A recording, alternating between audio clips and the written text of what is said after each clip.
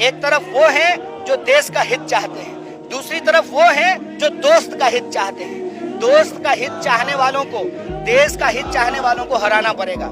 एक तरफ वो लोग हैं जो बचाना चाहते हैं, दूसरी तरफ वो लोग हैं जो बेचना चाहते हैं। तो ये जो बेचने वाले लोग हैं, जिन्होंने अपना ईमान ऑलरेडी बेच दिया है, उनको चुनाव में हराना पड़ेगा। कन्हैया, पहले तो आपसे सीधा सीधा यही सवाल है कि देश का जितना भी वर्ग है, लगभग मजदूर वर्ग हो, किसान वर्ग हो, सभी सड़कों पे है इस वक्त। लेकिन सरकार जिस तरीके से निजीकरण की ओर अपना ध्यान बढ़ा रही है, जब 1969 में जब सरकारों ने राष्ट्रीयकरण किया था बैंकों का, तो कुछ सोच के किया था कि जनता का विकास होगा, जन जन तक पहुंचेंगे। लेकिन जनधन योजना के तहत जब खाते खुलवाए मोदी जी ने, किस विचारधारा के तहत, जब उन्हें निजीकरण ही करना था? देखिए, मेरा अपना व्यक्तिगत समझ ये है कि सरकार जो है देश को 180 डिग्री घुमा रही है। ये बात मैं इसलिए बोल रहा हूँ कि जब नेहरू जी देश के पहले प्रधानमंत्री बने तो उन्होंने टाटा से एयरलाइंस लिया और उसको राष्ट्रीय एयरलाइंस बनाया। मोदी जी प्रधानमंत्री बने हैं, टाटा को वापस एयर इंडिया बेच दिया है। अब इसका वो तर्क क्या देते हैं कि एयर इंडिया घाटे में चल रहा है। वही तर्क जो है रेलवे को बेचने के लिए दिया जा रहा है, वही तर्क BSNL को बेचने के लिए दिया जा रहा है। अब एक बात समझने की है, जब जियो आया था तो फ्री में था, और आज हर 2 महीने 3 महीने में जियो का टैरिफ बढ़ जाता है, ठीक है। और हमारे पास कोई और विकल्प नहीं है। जैसे BSNL के पास 4G है ही नहीं, उसको लाइसेंस ही नहीं दिया गया। BSNL पहले सबको लाइसेंस देती थी, अब BSNL के पास ही 4G का लाइसेंस नहीं है। मतलब कि राष्ट्रीय संपत्तियां जो हैं, जो सरकारी संस्थान है, उसको बेच दिया जाए। जो ही उसको बेच देंगे तो जो निजी संस्थान है उसकी मोनोपोली स्थापित हो जाएगी। फिर जनता मजबूर है, आप हम तमाम लोग वही चीज इस्तेमाल करने के लिए मजबूर हैं।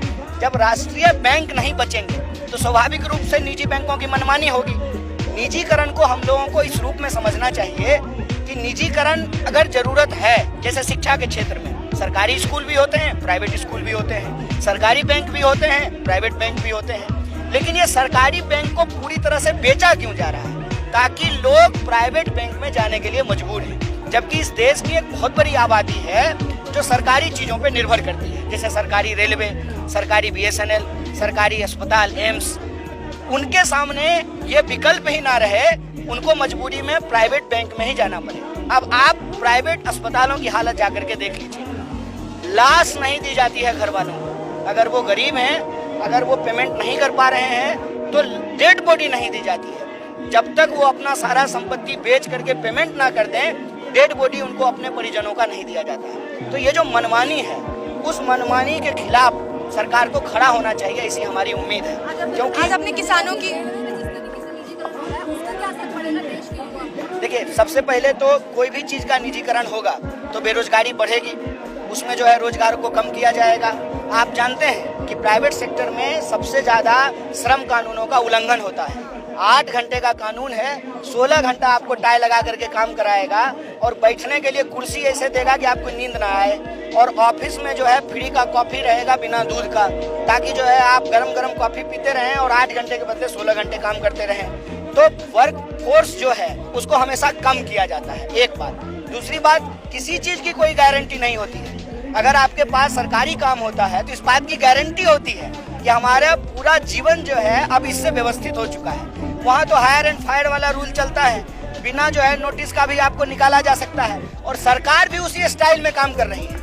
किसान का कानून लाया गया, कोई नोटिस नहीं दिया गया, कानून वापस किया जा रहा है, कोई नोटिस नहीं दिया जा रहा है। 12 सांसदों को निलंबित कर दिया गया, कोई नोटिस नहीं दिया गया है। सवाल ये है कि जब आपको पार्लियामेंट चलाना ही नहीं है तो 20,000 करोड़ में सेंट्रल विस्टा आप क्यों बना रहे हैं? जब पार्लियामेंट में बहस ही नहीं होगी तो देश की जनता का 20,000 करोड़ रुपया खर्च करने की क्या जरूरत है?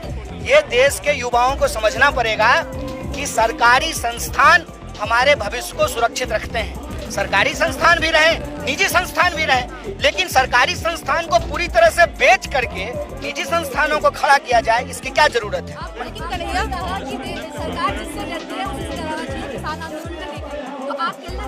हम कहना ये चाहते हैं कि हम बैंक कर्मी हों या मजदूर हों या किसान हों या रेलवे में काम करते हों, हमारे पास भी वोट है। यह सरकार सिर्फ और सिर्फ चुनाव से डरती है। इस देश की जनता को इकट्ठा होना पड़ेगा, उनको ये समझना पड़ेगा यह लड़ाई बिल्कुल आर पार की तरह। एक तरफ वो हैं जो देश का हित चाहते हैं, दूसरी तरफ वो हैं जो दोस्त का हित चाहते हैं। दोस्त का हित चाहने वालों को, देश का हित चाहने वालों को हराना पड़ेगा। एक तरफ वो लोग हैं जो बचाना चाहते हैं, दूसरी तरफ वो लोग हैं जो बेचना चाहते हैं। तो ये जो बेचने वाले लोग हैं, जिन्होंने अपना ईमान ऑलरेडी बेच दिया है, उनको चुनाव में हराना पड़ेगा। हमको एक ऐसी लोकतांत्रिक लाठी अपने हाथ में रखनी पड़ेगी जिससे बेकाबू सरकार पर लगाम लगाया जा सके। हम 5 साल में सरकार क्यों चुनते हैं? ताकि जनता के ऊपर उनका दबाव रहे, जनता सरकार के ऊपर दबाव बना सके। इनकी हिम्मत है कि जनता अगर कोई चीज मांग रही है तो वो मानने से मना कर दे। किसान आंदोलन ने ये दिखा दिया है, ये समझा दिया है, ये सिखा दिया है कि अगर आप दबाव लगातार बना करके रखेंगे और बार बार कोशिश करने के बावजूद अगर आप गांधी का रास्ता नहीं छोड़ेंगे, अहिंसा के रास्ते पे चलते रहेंगे। लोग कहते थे ना कि कैसे अहिंसा से आजादी मिल गई। इस देश ने बार बार देखा है, आप कोई आंदोलन का इतिहास उठा करके देख लीजिए, वो अहिंसा से जीता गया है। इस देश के सभी सेक्टर के लोग, चाहे मजदूरों का अधिकार उनसे छीना गया हो, किसानों का अधिकार उनसे छीना गया हो, बैंक कर्मचारियों का, अलग अलग सेक्टर में काम करने वाले जो कर्मचारी हैं उनको अहिंसात्मक तरीके से गांधी के रास्ते पे चल करके अपने अधिकार को सुरक्षित करना होगा। और ये सिर्फ उनका व्यक्तिगत हित नहीं है, ये आने वाली पीढ़ी को बचाने का सवाल है, ये देश को बचाने का सवाल है। नहीं, देखिए, निजीकरण इस देश में था और निजीकरण इस देश में रहेगा। सवाल वो नहीं है, सवाल ये है कि आप क्यों चाहते हैं कि एम्स ना रहे, आप क्यों चाहते हैं कि रेलवे ना रहे, आप क्यों चाहते हैं कि BSNL ना रहे। भाई BSNL था ना, जियो भी धन धनाधन हो, लेकिन जियो धन धनाधन हो और BSNL नहीं हो, इसका क्या उद्देश्य है? इसका उद्देश्य ये है कि मनमाने तरीके से लोगों से पैसा वसूल किया जाएगा। अगर BSNL 350 रुपया में आपको 3 महीने में यूज करने का अधिकार देता, तो जियो दबाव में आपको 275 रुपए में देता। आज BSNL है ही नहीं, तो आप 750 रुपया भर रहे हैं। ये समझने की जरूरत है। कन्हैया, जब प्लेटफॉर्म टिकट के 10 रेट बढ़ा के 10 रुपए से 50 रुपए किए गए थे, तो इसको निजीकरण का असर बताते हुए बड़ा प्रचार हुआ था। पर प्लेटफॉर्म टिकट की रेट जब घट गए हैं, तब इस पर कोई सवाल नहीं हो रहा। नहीं, घट कहाँ जाते हैं, इस भ्रम में क्यों है? हम एक बात, कहाँ कम होता है? देखिए, 10 बार जो है 5-5 रुपया बढ़ा करके पेट्रोल का दाम, आप एक बार 5 रुपया घटा करके फिर बाजा बजाना शुरू कर देते हैं, घटा दिया घटा दिया घटा दिया। अरे आप बता नहीं रहे हैं कि भाई 5-5 रुपया जब आप 5 बार बढ़ाए तो 25 रुपया बढ़ाए। 25 रुपया बढ़ाने के बाद जो आपने 5 रुपया कम किया, हम तब भी 20 रुपया ज्यादा दे रहे हैं ना। आप मुझे बताइए कि रसोई गैस की कीमत 365 रुपए थी, आज लगभग 1000 रुपया है, तो कहाँ से इन्होंने कम कर दिया है? ये एक प्रचार का तरीका है और मैं कहता हूँ कि ये सरकार पूरा का पूरा प्रचार पे चल रहा है। अब की बार प्रचार की सरकार।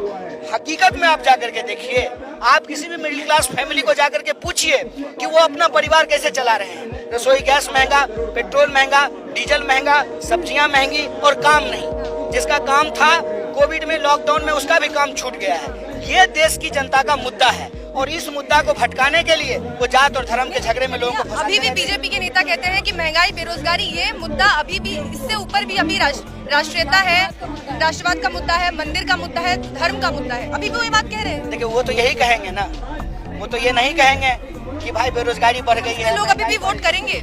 देखिए, लोग क्या करेंगे उनके ऊपर है, ये हमारे हाथ में नहीं है। आप वोट की बात हमेशा करते हैं। हाँ, वोट की बात हमेशा कहते हैं, इसीलिए हम वोट की बात कर रहे हैं कि क्या वो अपने सवालों पे वोट करेंगे या वो बीजेपी के मुद्दा पे वोट करेंगे। और मैं समझता हूँ कि देश की जनता अपने मुद्दे पे वोट करेगी, बैंक कर्मचारी अपने मुद्दे पे वोट करेगा, किसान अपने मुद्दे पे वोट करेगा, मजदूर अपने मुद्दे पे वोट करेंगे, नौजवान अपने मुद्दे पे वोट करेंगे। कि भाई सालों तैयारी करते हैं, एग्जाम देने जाते हैं, प्रश्न पत्र लीक हो जाता है और परीक्षा में आज इतनी धांधली हो रही है। कोई ITI करके बैठा हुआ है, कोई इंजीनियरिंग करके बैठा हुआ है, कोई UPSC की तैयारी कर रहा है, नौकरी ही नहीं मिल रही है। और नौकरी मिल रही है तो जीवन में बाकी कुछ नहीं हो रहा है। तो ये जो स्थिति है, उसमें लोगों को अपने निजी जीवन में झांकना पड़ेगा। सरकार के नारे को नहीं देखना होगा, उनके निजी जीवन में क्या हुआ है। बोला अच्छे दिन आ गए, किसका अच्छा दिन आया है? अंबानी और अडानी में कंपटीशन चल रहा है कि एशिया का सबसे बड़ा आदमी कौन है। सरकार आंकड़ा दे रही है कि हम लगातार गरीब होते जा रहे हैं, हंगर इंडेक्स में हम लगातार पिछड़ते जा रहे हैं। तो ये हकीकत है, हमको अपने जीवन में झांकना पड़ेगा।